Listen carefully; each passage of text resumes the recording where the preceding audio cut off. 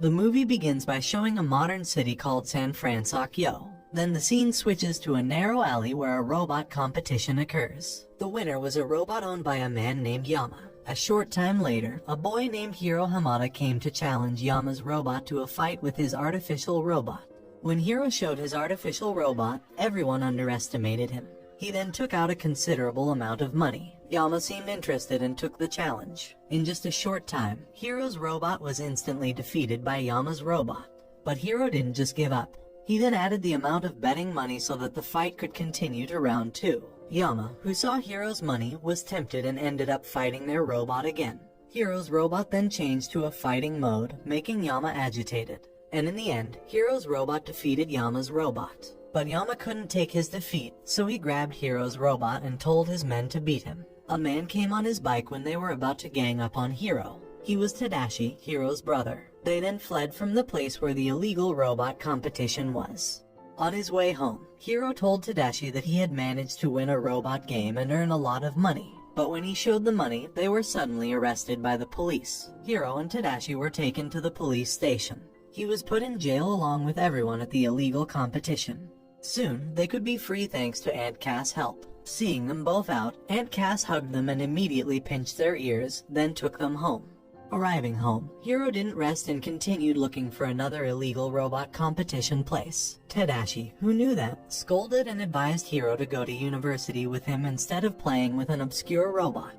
This 13-year-old Hiro had graduated from high school. In the end, Tadashi wanted to take Hiro to his destination. Still, Tadashi did not immediately take Hiro there but stopped by the San Fransokyo University of Technology, where he was studying.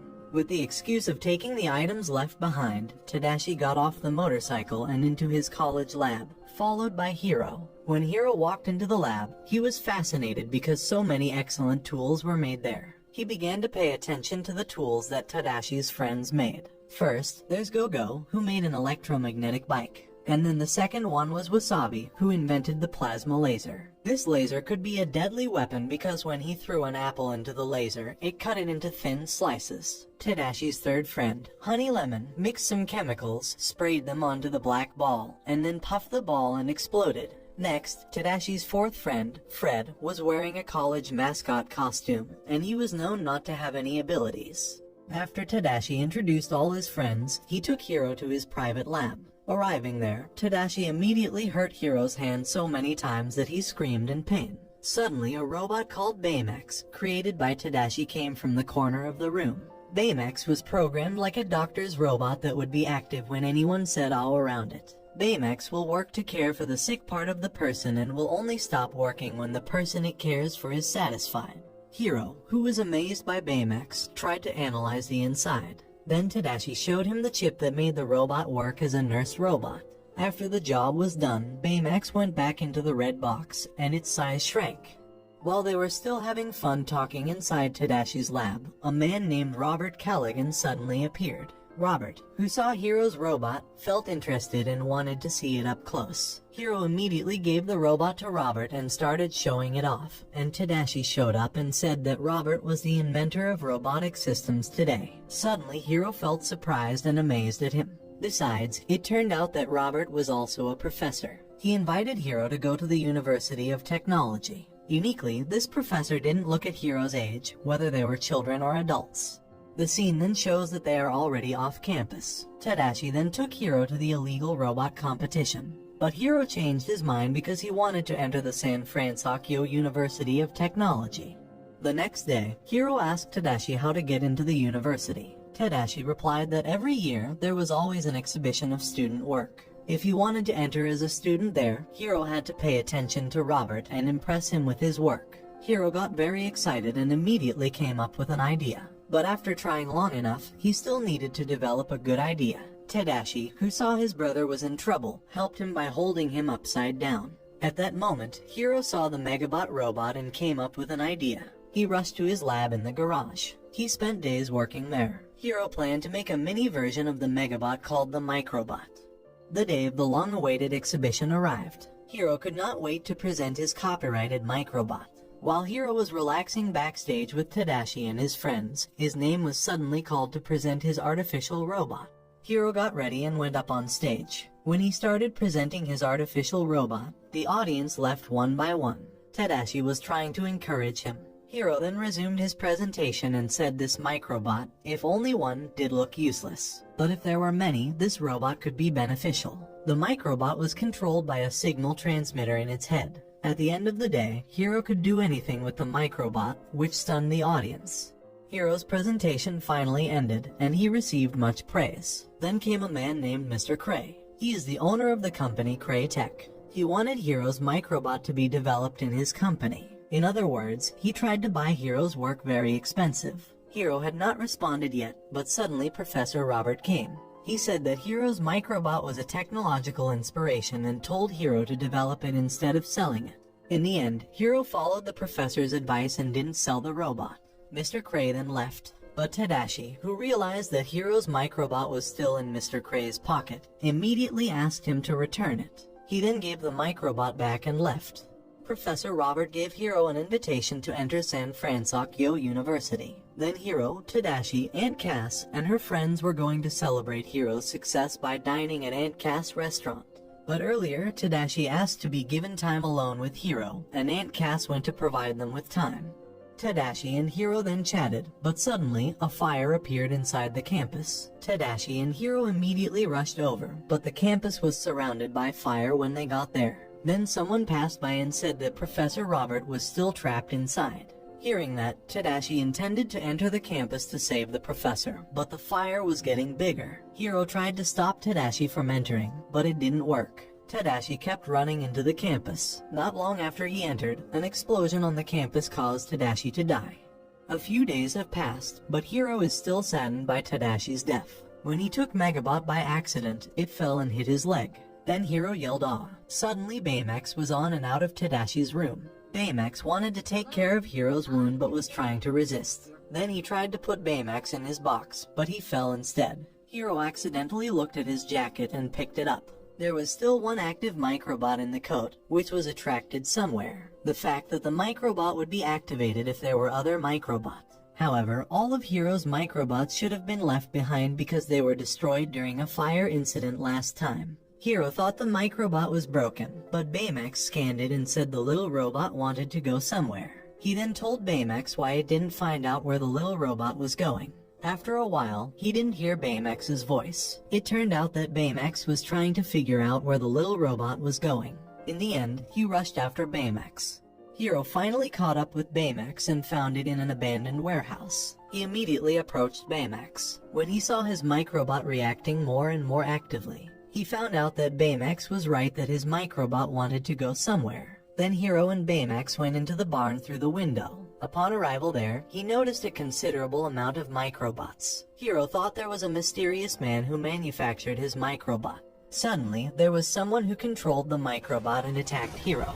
He immediately asked Baymax to flee the warehouse. It turned out that the person who controlled the robot wore a mask. While trying to escape, Hiro and Baymax fell from the top of the building. Fortunately, there was Baymax on Hiro's landing pad so that they could survive. After that, Hiro went to the police station to report the incident. However, the police officer appeared indifferent and told Hiro to provide his parents with a phone number. Hearing that, Hiro immediately left as fast as lightning. The scene switches to the house. Hiro was unable to recharge Baymax's battery. Suddenly Baymax said Tadashi's name. Then Hiro explained that Tadashi was no longer in this world. But Baymax continued to look towards Megabot, which Hiro then followed. He felt something was wrong with the fire. He suspected the incident was not an ordinary accident but somebody deliberately burned it. Hiro assumed someone might want his microbot, and he thought it was the man in the mask. He was determined to catch the guy. After that, Hiro went to the garage to upgrade Baymax. He also put a battle chip in Baymax's body. Afterward, he tested his new abilities at Baymax and succeeded. They started preparing to catch the masked man. On the road, they were followed by a mysterious car. Upon arrival at the abandoned warehouse, they found no one, and then the microbot reacted and pointed the way to the harbor. Upon arrival, the masked man appeared, but Hiro and Baymax chose to hide first. However, the mysterious car that followed them appeared, and it turned out that the passengers in the car were Tadashi's friends. They were able to get there because Baymax contacted them. While chatting, the masked man appeared above and attacked them using microbot. Fortunately, the cargo crate that the man threw could be held back by Baymax. After that, Baymax went looking for the masked man. Unfortunately, Baymax couldn't beat the masked man and they chose to leave the place immediately by car. Even so, the masked man still chased after them. Then Wasabi suddenly stopped the car because it turned out to be a red traffic light. Dogo took over the car's steering wheel from Wasabi and the chase between them began. They all managed to get away even though they had to cross all sorts of obstacles. They were almost hit by a train to the sea. Fortunately, Baymax saved them from going ashore. Shortly after, Fred said he had a place he could use as their base. After that, they followed him and arrived in front of a mansion, which also belonged to him. Of course, his friends didn't believe it until a male servant came out and greeted Fred. Then they were all welcome in his house. Everyone was astonished at Fred's house because it was so luxurious, like a palace. Fred started guiding his friends away to his room. He also showed some personal collections, such as comics and toys. Hiro then took the paper and drew the bird logo on the masked man's body. Baymax warmed Hiro's body, and others also followed, attaching their bodies to Baymax to warm themselves. Suddenly, Fred said that he knew the bad guy behind the mask. He is Mr. Cray, but this caused debate between them. Then Baymax noted that the criminal had a blood type of a B negative. It turned out that during the fight, Baymax also analyzed the masked man. Hiro was pleased with this information because he could scan and find this criminal's identity. Hiro would invite his friends to join his mission, and he would upgrade them according to their respective abilities. Hiro also upgraded Baymax to Baymax 2.0. Baymax can now fly. Hiro went on a test flight with Baymax. Despite a slight problem during the experiment, they finally mastered the new ability. They decided to take a break over the air fan, and from up there, Hiro asked Baymax to scan everyone around. And the masked man was at an island. Hiro, his friends, and Baymax went to the island to catch the bad guy. When they arrived, suddenly they heard a voice from behind. They reflexively attacked the object blindly. It was seen that the voice came from a dove, and none of their attacks hit the bird. After that, they started to enter the building there. While they were walking, Honey Lemon suddenly found a room, but it was destroyed. And Hiro only saw the bird logo on the masked man's body. Then they decided to go to the control room and look at the CCTV. It turned out the room was used as a teleportation test site. The leader of the trial test was Mr. Cray, and testing the device was done using humans. The trial volunteer was a woman. The teleportation device was then turned on and the passenger from the device immediately darted into it. However, there was a problem during testing. The woman who entered the teleportation hole did not return. The teleportation portal became unstable until one of the portals finally exploded. The other portal began to suffer from the surrounding objects. Mr. Cray immediately turned off the device without caring about the woman's fate. As they were focusing on the CCTV, suddenly they were stoned by a big man in a mask. Fortunately, Baymax was holding the big rock. Finally, the peacock fought against the man in the mask. In the middle of the fight, Hiro managed to get the man's mask off, and when his face was visible, it turned out that the man was Professor Robert. Everyone who knew that fact was shocked. Professor Robert survived the fire thanks to the microbot. Hiro got angry because Tadashi had already sacrificed his life to save him, but the professor has no heart at all. The angry Hiro immediately unplugged Baymax's Dr. Chip and told Baymax to kill Professor Robert. But all of Hiro's friends stopped Baymax, and Honey Lemon was able to plug Baymax's Dr. Chip. Meanwhile, Professor Robert managed to escape. Hiro, disappointed in his friends, chose to go with Baymax. Upon arrival at his garage, he tried to pull out Baymax's doctor's chip. But Baymax refused and didn't want to open the chip. Then Baymax showed him a video of Tadashi working hard to create himself. From the first take to 84, Tadashi just managed to make Baymax. Seeing that made Hiro realize and lock up his intentions. Soon, his friends came. Hiro immediately apologized to his friends. Then they said they would help Hiro to catch Professor Robert but not by killing him. Afterward, Honey Lemon showed the rest of the CCTV. It turned out that the woman who was the victim during the teleportation test was the daughter of Professor Robert, Abigail. So, it could be concluded that Professor Robert wanted revenge on Mr. Cray. The next day, Mr. Cray was at an event in the middle of San Fransokyo. Suddenly, Professor Robert came to arrest Mr. Cray and put him in the portal. The professor wanted Mr. Cray to feel what his daughter felt.